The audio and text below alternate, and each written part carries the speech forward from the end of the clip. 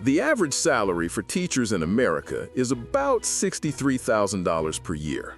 The average salary for a CEO at an S&P 500 company is $18.9 million per year. Jamie Dimon, the CEO of JP Morgan Chase, made $39 million in 2024.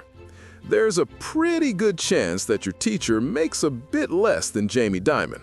There's also a pretty good chance that Jamie Dimon buys more things than your teacher. After all, income is one of the non-price determinants of demand. When people make more money, they tend to buy more things. And when they make less money, they tend to buy less. That's pretty obvious, right? But is it true for all products? Jamie Dimon probably buys more cars, jewelry, TVs, but does he buy more toothpaste than your teacher? Do you think he buys more toilet paper? Probably not, right? Even though he probably has enough money to buy all the toilet paper in the entire world right now, some products have a limit to their demand regardless of how much income a person has. There are even some products that your teacher probably even buys more of. Don't believe me?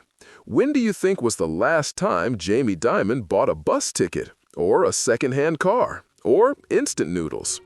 These types of products are called inferior goods. Their demand actually decreases as a person's income increases.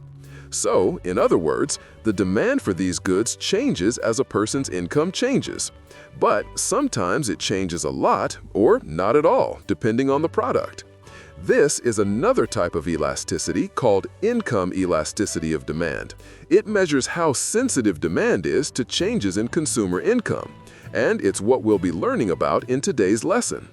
The formula for income elasticity is very similar to price elasticity, except now we're comparing demand to income instead of price. So then it makes sense that the formula is the percent change in quantity demanded divided by the percent change in income. Let's try an example. Let's say you got a new job and your income increases from $800 to $1,000 per month. Because of this, you decide to treat yourself a bit more and eat out at restaurants more often. So your monthly expenditure at restaurants rises from $100 to $140 per month. What is your income elasticity for restaurant meals? Pause the video and see how you do.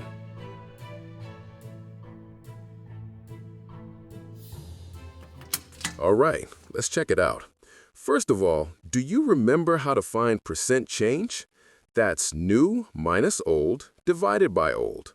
So for this problem, that's going to be the new quantity demanded, which is determined by the amount of money that you are willing to spend, in this case $140, minus the old quantity demanded, $100, giving us $40, divided by the old number again, $100, and that gives us 0.4 for the change in quantity demanded. Then we'll take the new income of $1,000 minus the old income of $800 divided by the old income of $800 to get 0.25 for the change in income. Then we take the two numbers and divide 0.4 by 0.25 and we get a final answer of 1.6. Now, remember how with price elasticity, I told you to just take the absolute value and the positive or negative sign isn't important? Well, with income elasticity, the positive/negative sign is very important. So we need to label it even if it's a positive number. Let's take a look at what the values mean. If the YED is positive, that tells us that demand and income move in the same direction. So if income increases, demand also increases, and vice versa. Rich people buy more things and poor people buy less things. That's easy to remember. But that's only true for normal goods. As we already discussed, there are some things that people buy less of when they become richer. Again, these are called inferior goods. So this means that income and demand are moving in opposite directions, and therefore the YED will be negative. Now you can see why the positive and negative signs are so important for income elasticity of demand. They mean two totally different things, so don't forget to add them. We can also use the YED values to determine if the good is a luxury or a necessity. Think about a necessity, like food for instance. Yeah, if you have more money, you'll probably eat a little bit more food. But if you suddenly make twice as much money, does that mean you'll eat twice as much food? Probably not. In other words, a big change in income only results in a small change in quantity demanded. This is the case with necessary products such as food, basic clothing, and housing. These products will have a YED value that is positive but less than 1. This is called income inelastic demand. The demand doesn't stretch much regardless of the change in income. However, luxury items like jewelry, designer clothing, and sports cars are the opposite. The demand for these goods changes a lot as income increases. These goods will have a YED value of more than 1, showing that they have income elastic demand, meaning that quantity demanded gets stretched out more as income rises. But it's important to realize that what we consider luxuries or necessities depend very much on the consumer's situation. For people in extreme poverty, clothing and even food could be seen as a luxury. And in more advanced societies, some goods can become necessities. You might know someone that cannot function without their morning coffee. For that person, coffee has become a necessity, and they most likely will continue to buy it even if their income drops. Now let's see what these look like on a standard economic diagram with price as y-axis and quantity demanded as our x-axis. So as income increases, if the demand decreases, that shifts our demand curve to the left. And remember, we're talking about an increase in income, not price. This means that there is now less demand at the same price even though consumers' income has increased. This indicates an inferior good and would mean the YED is negative. If an increase in income causes a small increase in quantity demanded, that shifts the demand curve a little bit to the right. This indicates that the product is a normal good and a necessity, and the YED is going to be more than 0 but less than 1. Again, this is called income inelastic because a large change in income doesn't change the quantity demanded much. If an increase in income causes a big increase in quantity demanded, that would shift the demand curve much further to the right. This indicates that the product is again a normal good, but this time is a luxury item. The YED is going to be greater than 1, and this is called income elastic demand. But you've probably noticed that this diagram doesn't really show us how much an increase in income affects the demand, because it's using price as the y-axis and not income. A German economist named Ernst Engel also noticed that, and he thought he could do better, so he created the Engel curve. Let's take a look at an example using the Engel curve. Let's take a product like hot dogs, which are generally considered to be a cheap, low-quality food. But at very low levels of income, a person is happy just to have any food and not starve. Imagine a person that eats just to survive. They can only eat the absolute cheapest food like rice or beans. Therefore, at this part of the curve, hot dogs are actually a luxury item. It's a rare treat for this person to be able to have on special occasions. And if their income increases, they'll have hot dogs more often.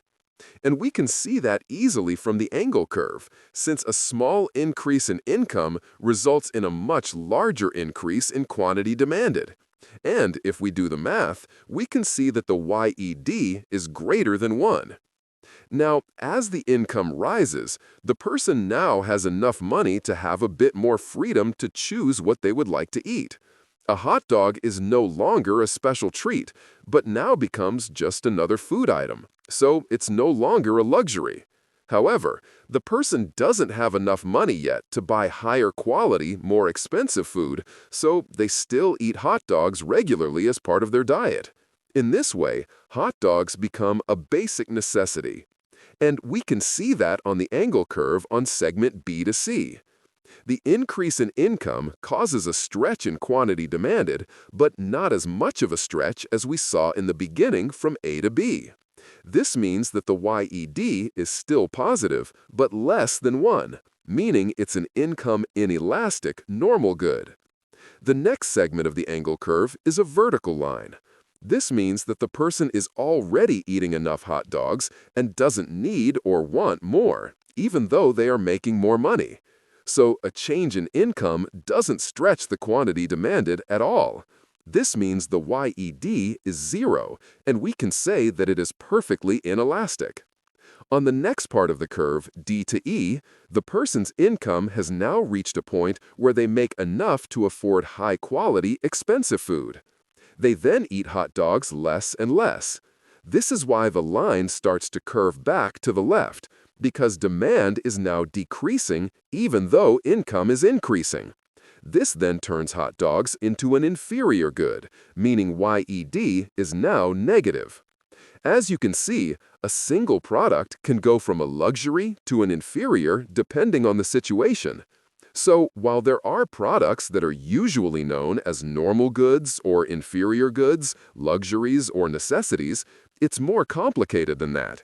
It all depends on the person's level of income and the product's elasticity. And that's all we've got for the SL content. For you HL students, we need to talk about why income elasticity is important for firms to know. As you may have already learned, the economy moves in cycles. This is called the business or economic cycle. Periods of economic expansion are followed by periods of contraction. The main reason why it's cyclical is because of the circular flow of income that we learned about earlier. Remember that when firms need more workers, they hire new workers, giving more people money. These people then buy more things, and then firms need to hire more workers to meet the increasing demand. So now even more people have money, and they buy even more things. So when the economy is good, it tends to feed on its own success and continue to grow and grow. But if something causes it to go the other way, it can also spiral down just as much. Of course, the economy can't keep growing forever and ever, so you're always going to have these peaks and troughs of the business cycle. So how does income elasticity fit into that? Well, when the economy is doing well, more people are making more money. So their income is higher. And as we learned in the video, when income is higher, the demand for some things increase, but other things decrease. Therefore, if you are a producer of a normal good that is income elastic in an economy that is expanding, you can expect higher sales. In that same economy, you can expect the sales of inferior goods to drop as more people have more money, and then stop buying those products. But what if the economy goes bad? Well, then you can expect the sales of highly income elastic goods like luxuries to get hit hard. Income inelastic goods like basic necessities may drop a bit, but it won't be much, and then sales for inferior goods should do really well. With this knowledge, firms and investors can know what to expect in certain economic environments and try to plan accordingly. On a longer timeline, we can look at the sectoral structure of a country's economy and see how it is affected by income elasticity. There are three main sectors to an economy: the primary sector, the manufacturing sector, and the services sector. The primary sector is mostly raw materials from the earth. That would be things like farming, fishing, and mining. The manufacturing sector takes those raw materials and turns them into products. The services sector are industries like banking, tourism, healthcare, education. Most of these don't offer a physical product that you can buy and take home. Instead, it's more about offering services and experiences. Countries that are less economically developed tend to have large agricultural industries, which would be the primary sector. Their main focus is feeding their people, making the manufacturing and definitely service sector much less important. But take a rich country like Hong Kong or Singapore that have huge banking industries, and you'll notice that they have very little primary sector industry. But no matter how rich a country is now, at one point they all began as a predominantly agricultural economy in order to produce enough food, which is an income inelastic product. However, as the country develops economically and its citizens gain more wealth, the economy will switch over. This is because the income inelasticity of demand means that the demand for food grows more slowly than the growth of income. In other words, the people in the country have enough food to meet their needs, but as their income continues to rise, they now have extra money to spend. And so new businesses will emerge to fill that demand with all the products that you see as you walk through the mall, which are income elastic, meaning the demand for these products grows faster than the society's income. And if the people's income keeps increasing, they will start to buy more services. They may hire a financial advisor to take care of their money. They may send their kids to private schools. They buy insurance to protect their assets. They take vacations often and get regular massages. So then new businesses will emerge to fill this demand, and the society will shift to mostly a service-based economy. But just like the business cycle, if something very bad happens, like a war, the country can go back down just as quickly. In this type of situation, where simply surviving to live another day becomes the only goal, all the products that were inferior goods suddenly become basic necessities or even luxuries. All right, guys, that about does it for income elasticity of demand. Here are the learning objectives. Be sure to pause the video and make sure you know all of these. If not, go back and watch that section again. As always, thanks for watching and see you next time.